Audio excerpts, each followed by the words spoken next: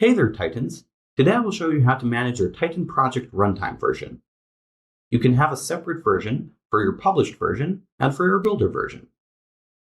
So here in my Titan dashboard, I'm going to open a project that I haven't opened in a while. And you can see I'm prompted to update my builder. I'm going to update my builder to the latest version.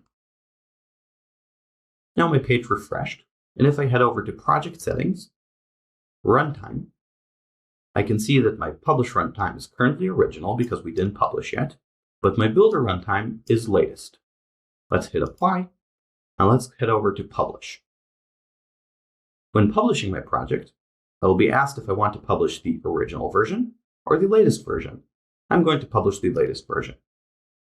Now let's say I have some issues with my project now, and I need to revert back to my original version. So let's head over back to my project.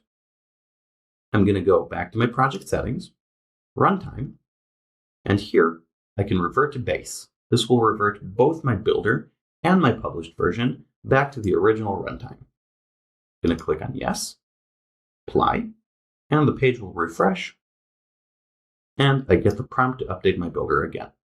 And that's how it's done.